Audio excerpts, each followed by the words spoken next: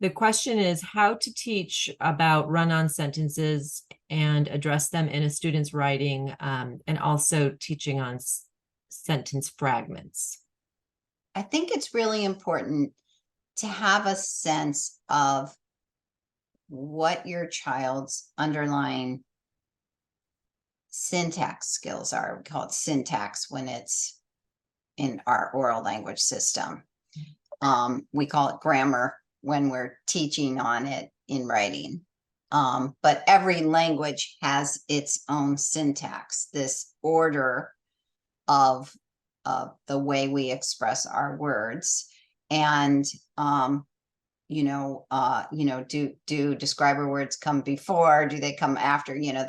Those kinds of things. Do you have like words with gender or not? Like in French and Spanish, you have certain words that have a gender to them, and so they have to have, L versus what, la or something in Spanish. Yeah. So I really just don't remember my Spanish, but that's syntax, right?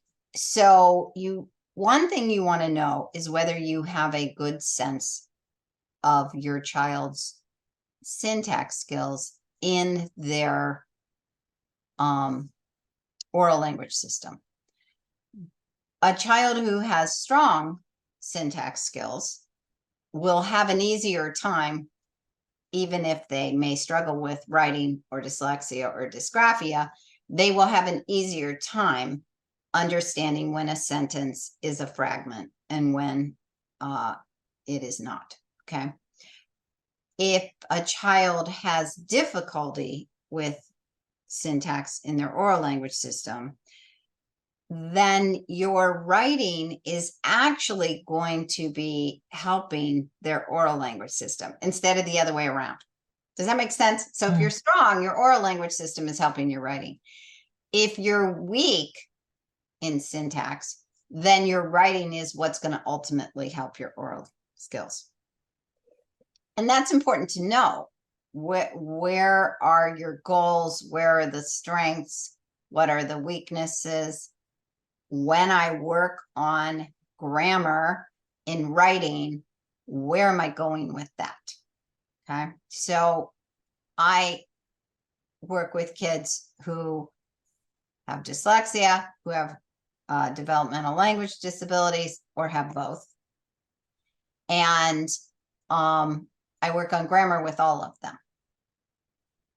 And when I am taking sentences from a child who has good oral language skills, but dyslexia or dysgraphia, then I am still starting with, do you know what a subject and verb is? And do you know this sentence has to have a subject and verb? And very much that whole beginning part of Grammar Bugs 1 and the beginning of our grammar class, where we talk about, was this a complete thought? Was it not a complete thought? That is easier to do if kids in their own listening know, wait a minute, yeah, that doesn't sound like a complete thought. But no matter what, I start with, no matter who the kids are, I start with that lesson of, what is a subject? What is a verb? Is this a complete thought? Is it not a complete thought? Those are the most essential things, even more than is this a subject complement? Is this a direct object? Is this, a locative complement?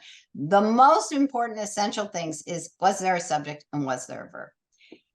And that sense that if it is a linking verb, it's got a link, right? So that we might answer a question, who's going to go to the store? He is. I am. But the prior sentence gave the information needed to make that work.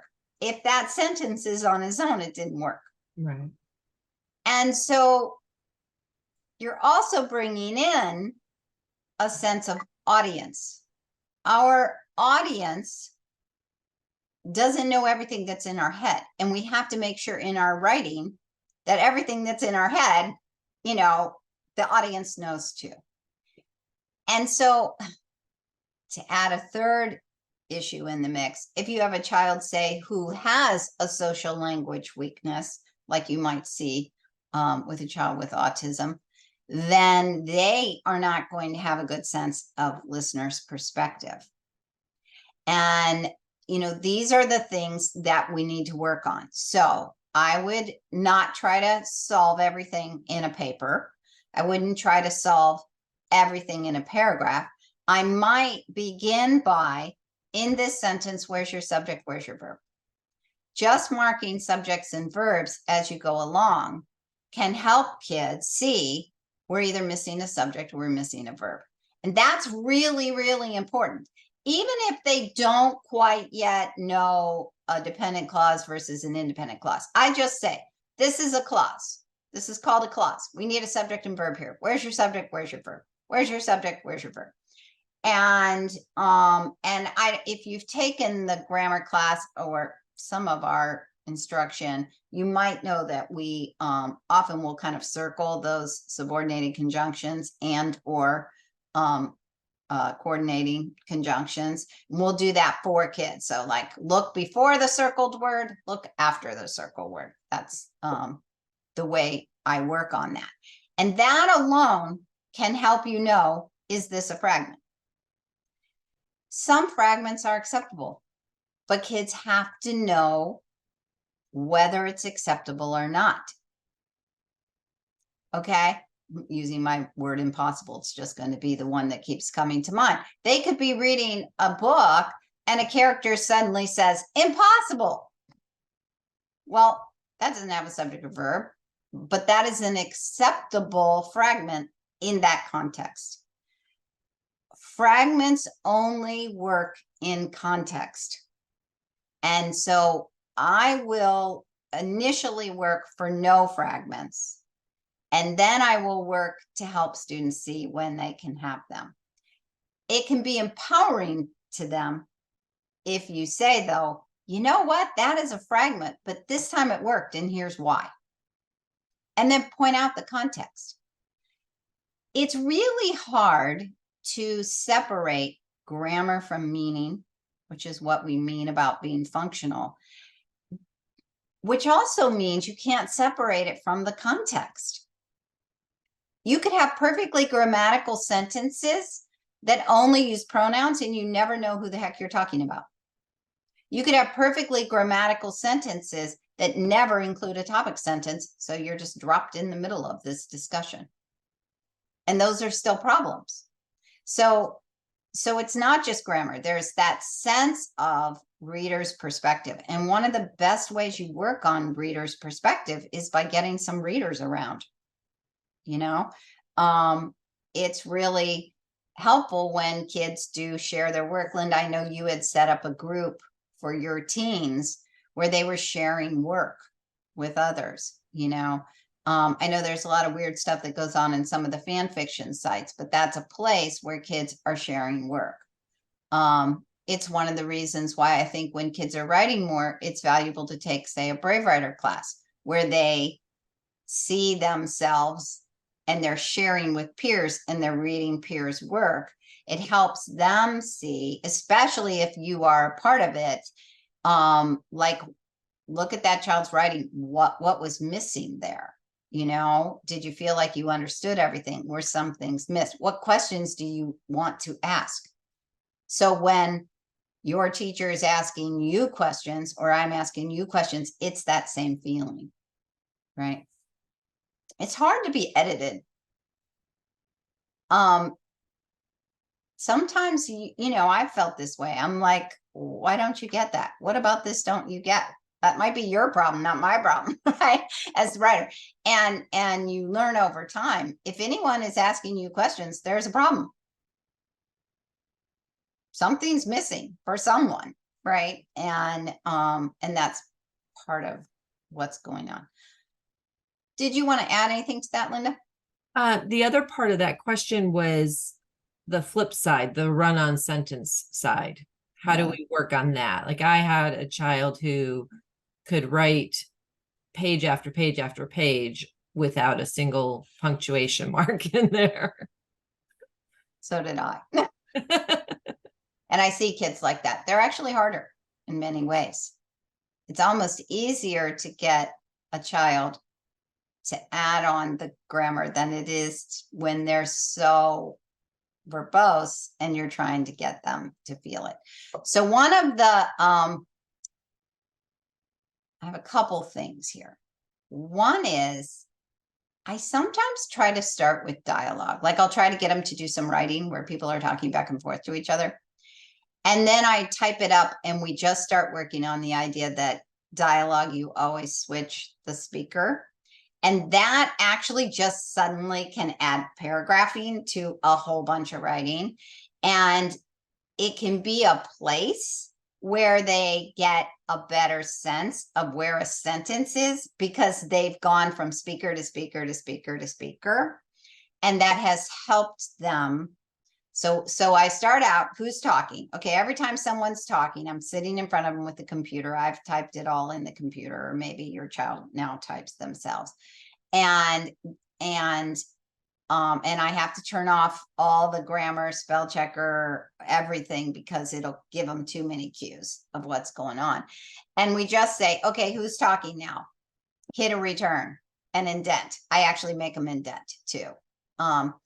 And then now hit a return, indent. Now hit a return, indent. Hit a return, indent. And right there, all of a sudden, it's like, okay, that person was talking. Now, the talker might still have 5 sentences in there. So then I work on a next step, which can also be done if it's not dialogue.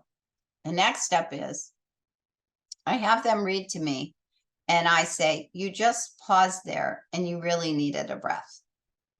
You paused here and here and here and here and here. So I try to get them to initially see that it's just too long.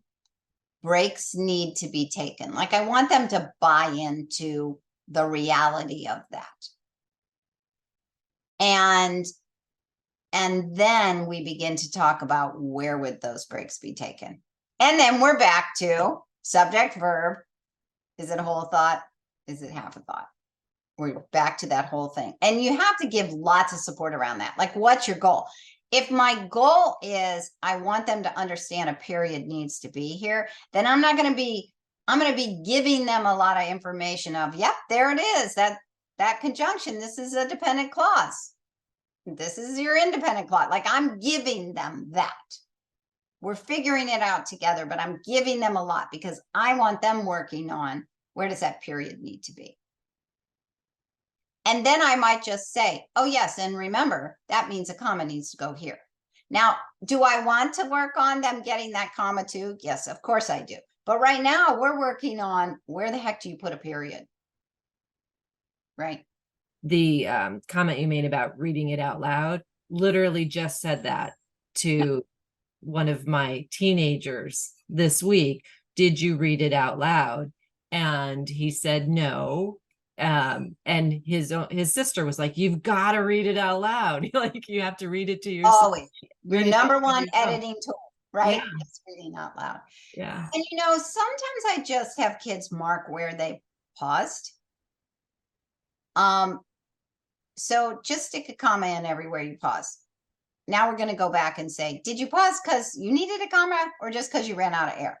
Did you pause because it was really time for a period? That kind of thing. I just kind of get them to mark somehow where it doesn't have to be a comma, but it's easy to turn a comma back to a period. It's easy to erase it back out, right?